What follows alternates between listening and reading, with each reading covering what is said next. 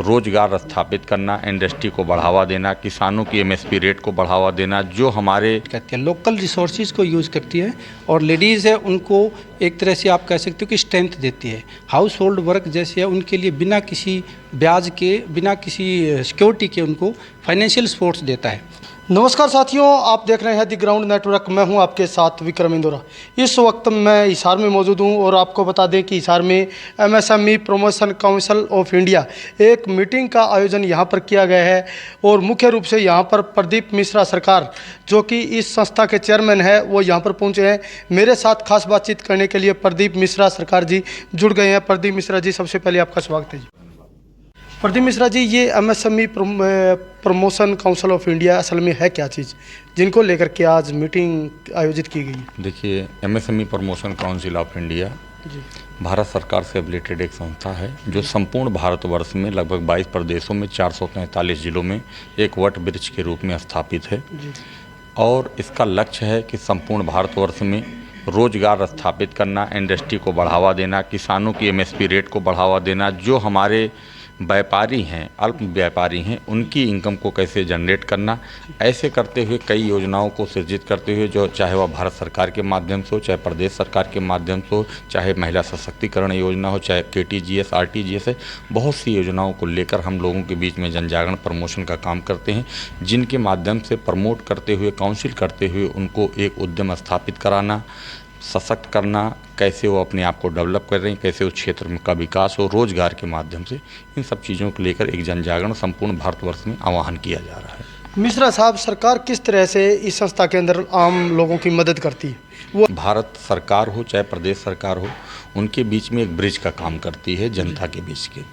हम उन योजनाओं को अवेयरनेस का काम करते हैं, लोगों के बीच में जाके जागरूक करते हैं, बताते हैं कि जो चीज़ें आपसे छूट गई हैं, जो आपके समझ से परे हैं, कैसे आपको फॉर्म फिल करना है, कैसे आपको इंडस्ट्री डेवलप करना है, कैसे महिलाओं को ट्रेनिंग करना है, कैसे युवाओं को ट्रेनिंग करना है, कैसे इंडस्ट्री को ट्रेनिंग करके इन सब योजनाओं के साथ उनके बीच में जाते हैं। हमारे टीम में बहुत से ट्रेनर हैं, बहुत से जागरूक व्यक्ति हैं। एक हमारी डिस्ट्रिक्ट लेवल की टीम जनरेट है संपूर्ण भारतवर्ष में, जिनके माध्यम से हम लोगों के बीच में जाके प्रोग्राम करते हैं। मुख्य तौर पर ऐसे कौन से ऐसे काम हैं जिनको आप धरातल पर उतार चुके हैं, जिनको अगर केंद्र सरकार की बात करें, प्रदेश सरकार की बात करें, वो योजनाएं हैं जो धरातल पर चल रही हैं अभी? देखिए, भारत सरकार की अगर एमएसएमई के देखें, लगभग 600 के ऊपर की प्रोजेक्ट चल रहे हैं, योजनाएं। प्रदेश सरकार, हर प्रदेश की अपनी अपनी व्यक्तिगत योजनाएं होती हैं, और केंद्र सरकार की कई महत्वपूर्ण योजनाएं, चाहे कि सीडीजीसी योजना, मुद्रा योजना हो, स्टार्टअप इंडिया हो, जीएसटी हो, तो लेकर बहुत सी योजनाएं चल रही हैं। और एमएसएमई पीसीआई खुद भी अपने आप में 3-4 योजनाओं को डेवलप किया, चाहे नारी शक्ति बंधन स्कीम हो, चाहे किसान ट्रेडिंग गारंटी स्कीम हो, चाहे केटीजीएस योजना हो।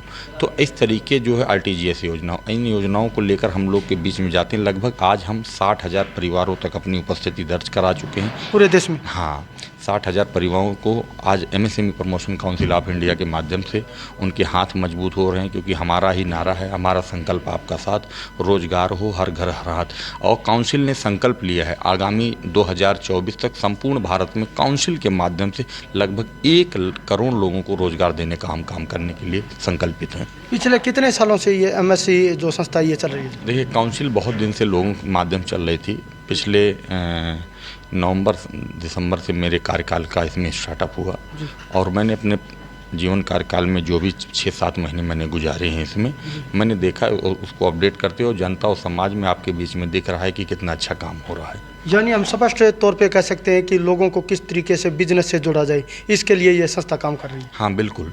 बिजनेस ही नहीं, अगर इसको दूसरे नज़रिए से देखें तो ये आपके परिवार का वह अभिन्न अंग है। जैसे आपके बीच में आपका बेटा काम करता है, आपका मुखिया काम करता है, हर चीज़ के लिए, चाहे वो ट्रेनिंग प्रोग्राम इंडस्ट्री के लिए, मैंने कहा ट्रेनिंग का प्रोग्राम महिलाओं के लिए, महिलाओं जागरूकता के, युवाओं के लिए, युवाओं के लिए जागरूकता के लिए, किसान को उनकी एमएसपी रेट कैसे हो, क्योंकि बहुत बड़ा सेशन है। इंटरव्यू में उस छोटी चीज़ों में मैं समायोजित नहीं कर सकता हूँ, क्योंकि बड़ा प्रोग्राम है, बड़े प्रोजेक्ट हैं, बड़े उसमें क्लासें हैं।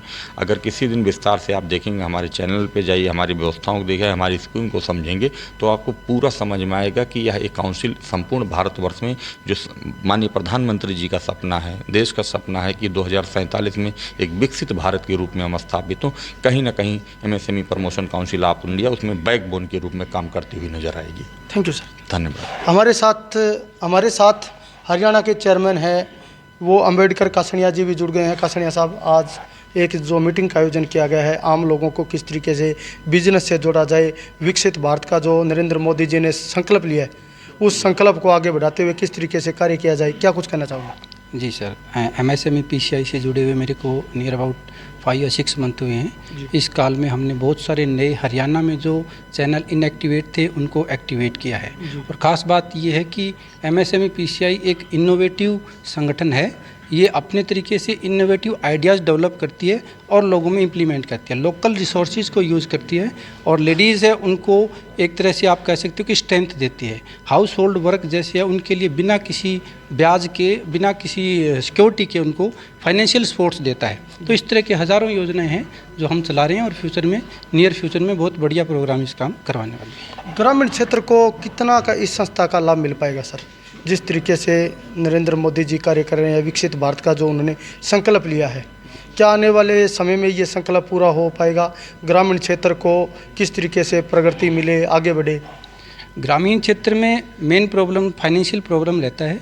लोगों को स्टार्टअप चाहिए और स्टार्टअप के लिए हम लोगों को अभी काफ़ी योजनाएं जोड़ के लेके आए हैं, और जिसका बैंक का अच्छा रिकॉर्ड है उसको हम बिना किसी गारंटी के हम उसको जितना वो चाहेगा उसके अकॉर्डिंग, जिसकी कैपेसिटी होगा, जो उसका प्रोजेक्ट होगा, अकॉर्डिंग टू प्रोजेक्ट उसको फाइनेंस करवाएंगे और उनको आगे बढ़ाएंगे। तो main problem financial, rural area में जो लोग वर्क कर रहे हैं पहले से, जिनका बिजनेस है, वो अपलिफ्ट होना चाहते हैं, वो अपना जो है उसको बढ़ाना चाहते हैं, तो उसके लिए भी हमारे पास योजनाएं हैं। अभी जैसे हमने जेड कार्ड बनाए हैं, छोटे छोटे उद्योगों के जेड कार्ड बनाए हैं, उसमें सरकार 3 लाख रुपये तक की जो मशीनरीज है उस पर सब्सिडी दे रही है।